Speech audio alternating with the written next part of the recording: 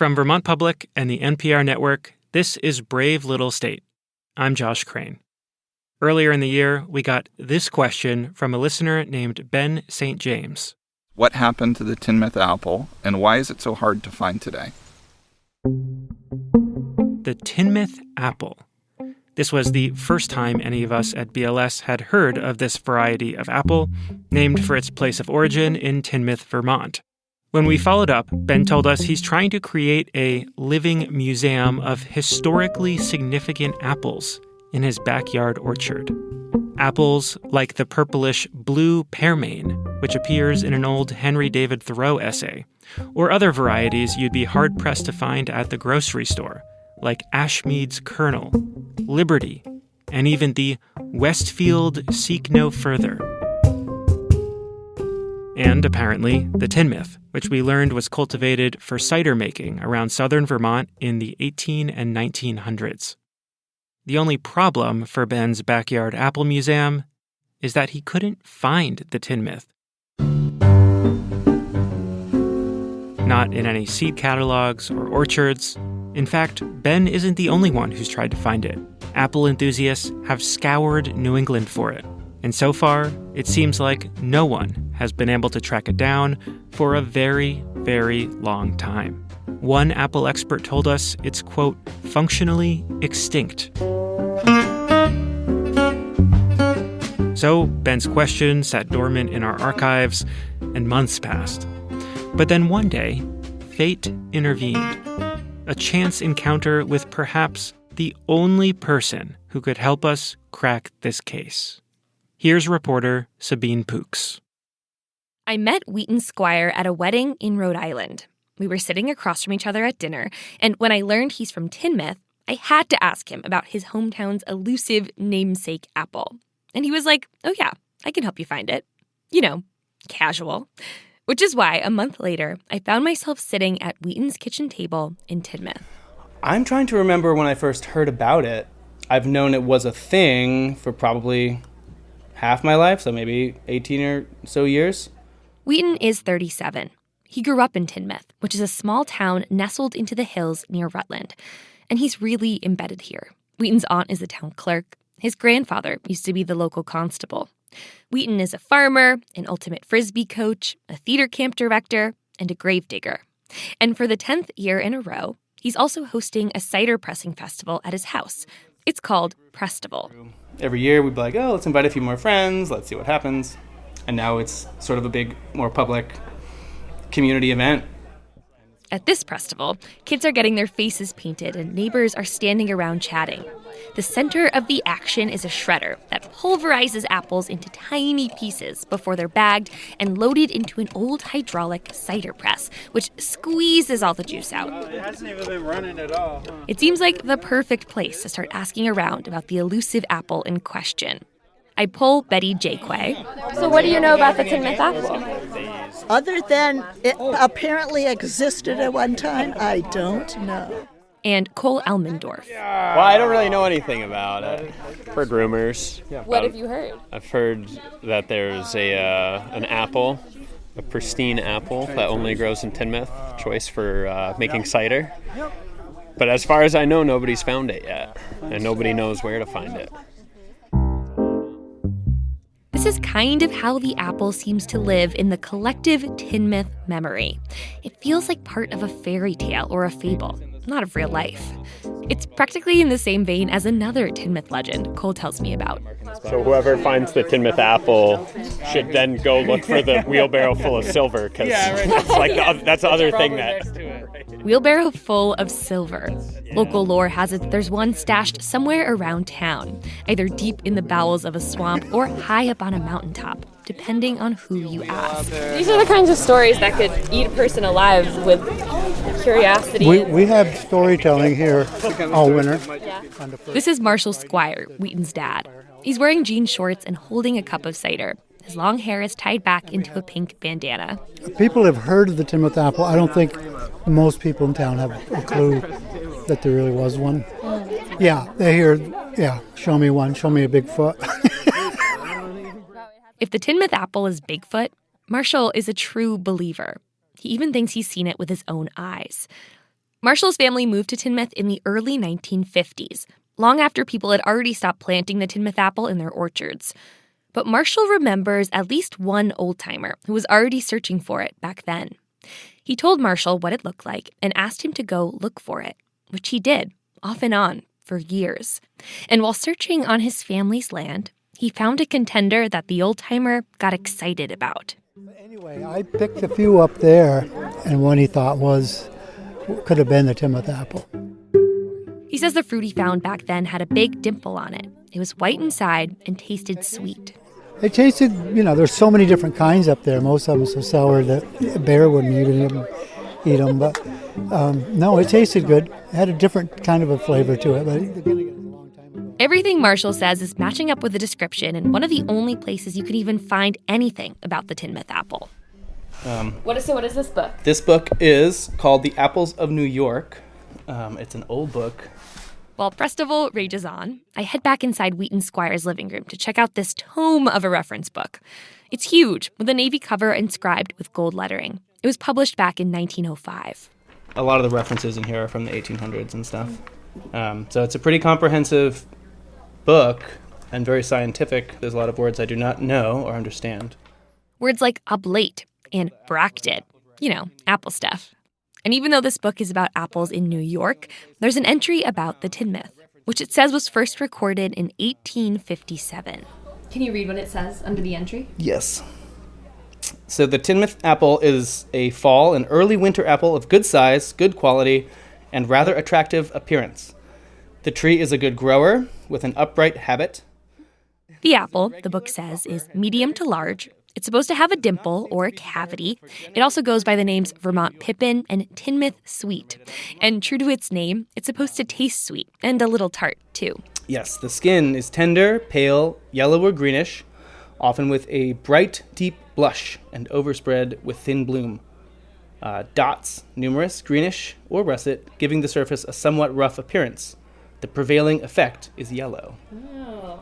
Yeah. Wow. This variety originated at Tinmouth, Vermont, and was much esteemed in the region of its origin, which makes sense for Tinmouth-type things. We think all of our stuff is very cool. In its heyday, the Tinmouth apple was esteemed in the Tinmouth area. And today it's special in the apple world because it's so darn hard to find. Every cider and apple expert I reached out to in my reporting knew about the Tinmouth, with most saying something to the effect of, oh, of course, the elusive Tinmouth apple. But back in the 1800s, there were many thousands of regional apple varieties just like it. Those apple varieties each had their own tastes, their own looks and seasons, each tailored to the needs of their communities. Like the Roxbury Russet of Massachusetts, which is said to be one of the oldest apples that originated in America. Or the Granite Beauty of New Hampshire. When you first bite into it, will have almost a warm spice taste, like curry or cardamom or something. This is Ben Watson. He's a self-described apple nerd and keeps a blog called Brother Apple. He lives in New Hampshire, which is why he took interest in the Granite Beauty, an heirloom apple that has those warm spice notes. I've never tasted that in any other apple in my life, and I don't think anybody else has either. These heirloom apples, with their idiosyncrasies, they started fading from orchards and store shelves in the early 20th century, when farming really started to change. Big companies distributed apples nationally, and they wanted consistent, shippable fruit. Produce buyers stuck to just a handful of apple types that they deemed marketable, and farmers adjusted. And then you have to keep into account after that there was prohibition, too. And so people weren't, encouraged to make hard cider. All these many thousands of regional apple varieties shrunk down to just a handful that you'll actually see in stores. They're the Red Delicious, Granny Smiths, and Macintoshes of the world, the big boys. Along the way, many of the more bespoke varieties of apples have been lost to history. And Ben says most people don't even know what to look for anyway. They don't know that this apple is Thomas Jefferson's favorite apple. Or they don't know that this one is, used to be called by some funny name and is great for, drying, or the best for apple butter or something like that. Mm-hmm. You need to have that cultural context to make these apples viable. I'm curious, like, how much the Tinmouth apple has come up in your writing and research. Not at all, because it's one of those apples that is, that we refer to as functionally extinct. Functionally extinct. I can't say this phrase is the most encouraging to hear in our journey to find it. There are all sorts of reasons an apple like the Tinmouth could have fallen into functional extinction. For example, the way it looked. Remember, the Tinmouth has all these little spots that give it, per the Apples of New York book, a somewhat rough appearance. It's not exactly screaming, "buy me," which is maybe why the book also posits that the Tinmouth, quote, does not seem to be desirable for general commercial planting. But not all hope of finding it again is lost. Ben says what functionally extinct really means is commercially extinct. There could still be wild apple trees out there, still growing Tinmouths. I mean, the good thing about apples is that the trees live a long time. So you can go decades with nobody doing anything with a particular apple variety. You could go 100 years and suddenly somebody will rediscover. Somebody will rediscover. Maybe those somebodies could be us. Our search picks up after the break.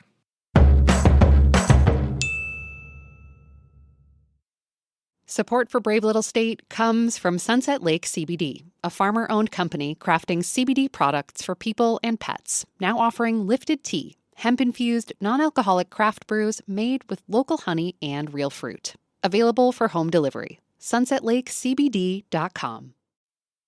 And Adagio Chocolates, offering a curated selection of domestic and international chocolate bars, gifts, and culinary chocolate for all your holiday needs. 52 Main Street in Middlebury or online at adagiochocolates.com. I'm back in Tinmouth with Marshall and Wheaton Squire. Now we know what we're looking for. And we know that Marshall, Wheaton's dad, might have seen the Tinmouth apple on his family's land half a century ago. There's just one thing left to do. The elusive Tinmouth apple. Go find it. This is my old cow barn. This is where Rainbow lives. This is where our theater camp happens. It's really fun driving through Tinmouth with the Squires. Between the two of them, they know exactly everything about this place. People, that's my sister. She could tell you about the Tinmouth apple. We're driving toward the spot where Marshall and his siblings grew up. It's also where he thinks he once found the Tinmouth apple all those years ago. Marshall has lots of stories about this place, of sledding down the driveway, of following cows up a trail on the side of the mountain. I used to juggle apples and rocks chasing the cows. And as we pull up, we see there are still cows here. Now, they belong to Wheaton and his sister. The proverbial apple doesn't fall far from the tree, right? We're to Tinmouth apples, too, if we want to go that way. We're up in a pasture high above town. You can see both the Taconic Mountains and the greens. Yeah, I wanted to show you. This is what I spent my lifetime looking at as riding a tractor. And, Is it nostalgic? Oh, very. As we head into the woods, I start to notice apple trees everywhere. But this is not an orderly or established apple orchard like it was when Marshall was a boy. Most of the trees in here can't compete for sunlight, so they're small, almost phantom-like. But some are really big and ancient-looking, and still fruiting. They remind me of the trees that apple expert Ben Watson talked about, the ones that can lie waiting for years and years until someone comes to find them. These are apple trees? Yeah, these are apple trees. These are the ones that were here when I was a kid. These are old trees. They just don't get much bigger than that. And this is right around where you found It was right on this little... Do you think it had come from... We see one that looks like multiple trees in one.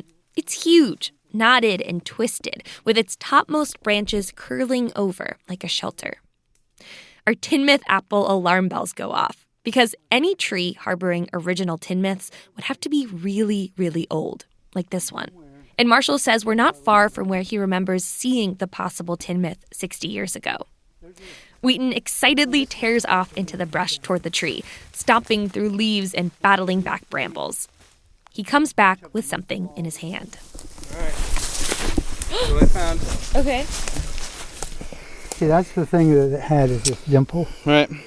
The dimple, like the one Marshall saw as a kid. The apple is yellowish with a bright pink blush up near the stem. It's a little gnarly looking with all these brown dots. Okay, so wait, before you bite in. Yeah. What was the description on the? I forget. I have a picture. do you mind if I pull it up? Not at all. All right. I'm still going to bite it.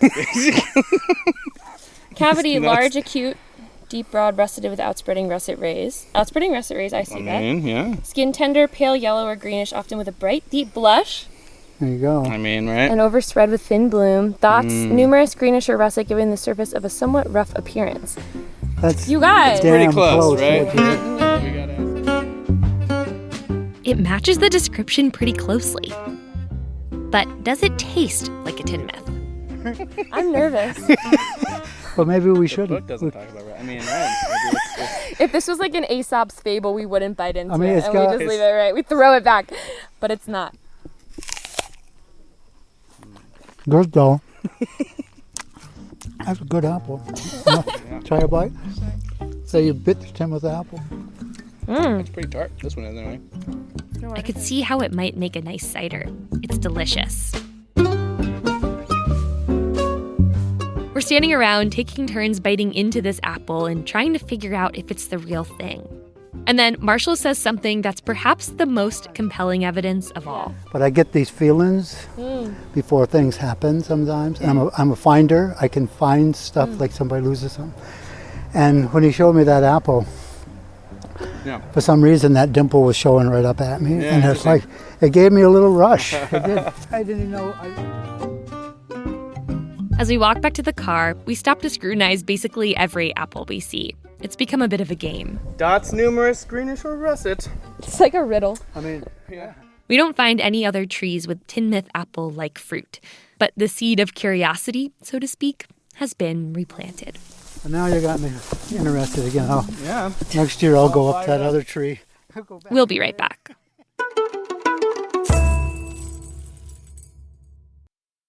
Support for Brave Little State comes from 802 Spirits. When you shop at one of the 80-plus independently owned 802 Spirits stores across Vermont, you're supporting local Vermont communities. Learn more about how 802 Spirits contributes to the spirit of Vermont and the Vermont General Fund at 802spirits.com. Hey, Burgess here again with a quick reminder. Our brand new hot off the presses Brave Little State 2026 wall calendars are available now. It's got 12 original illustrations designed by Vermont Public's own Laura Nakasaka, and they are beautiful. Each one is inspired by an episode from the BLS archive. It is going to look so good on your wall, and it makes an excellent gift. Every calendar you buy helps keep this podcast going strong. Head to bravelittlestate.org/calendar to place your order. And remember, if you want your order to arrive by Christmas, be sure to place it by November 24th. That's bravelittlestate.org/calendar.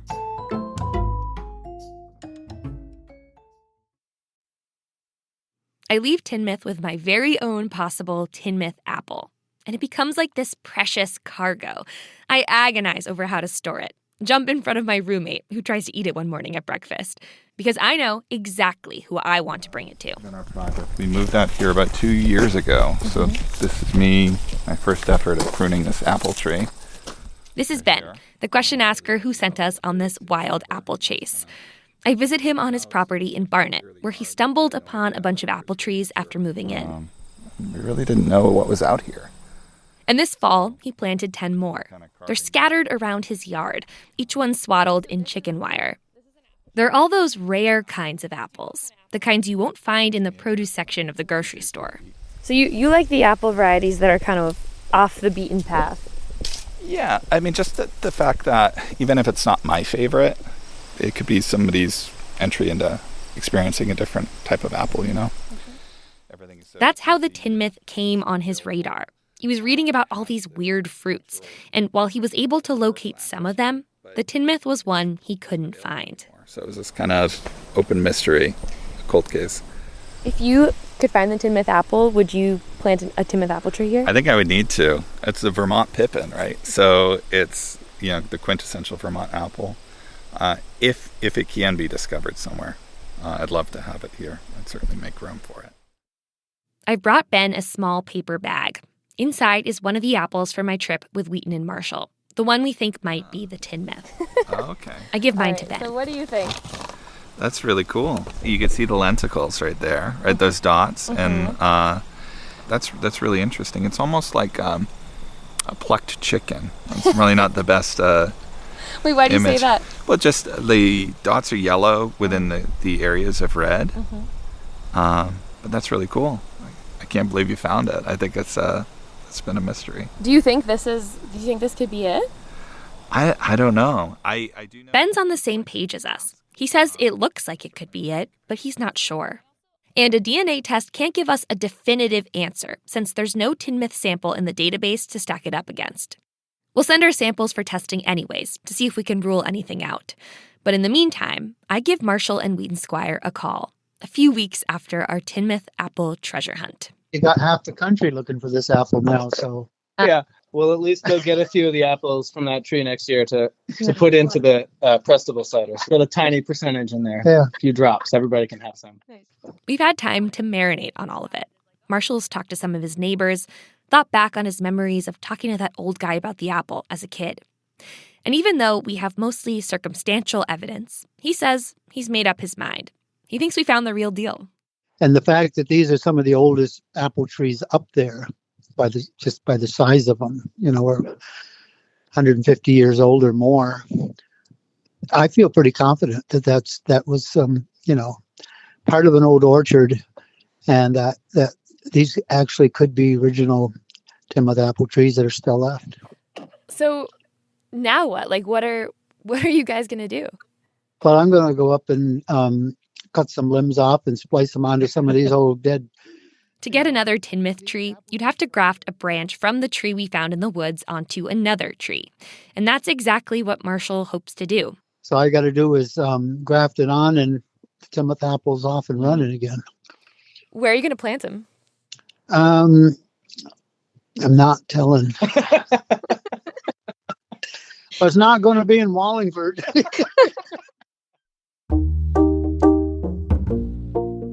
There's something that's been bothering me since I was in Tinmouth. The apple we found was right on Marshall's old family property. Like it was sitting under his nose the whole time.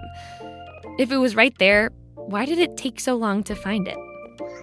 If you knew that was where the apple might be all this time, like why'd you never go back? No one's really, pushed until you came along. No one was looking for the Tinmouth apple. And then you got me, well, heck. All of a sudden, thanks to Ben's question and a little bit of dumb luck, the search resumed. So here we are. I mean, you inspired me to get the apple going now, and actually we're going to go get it growing. So now I've got time. I'm going to get the Tinmouth apple going again.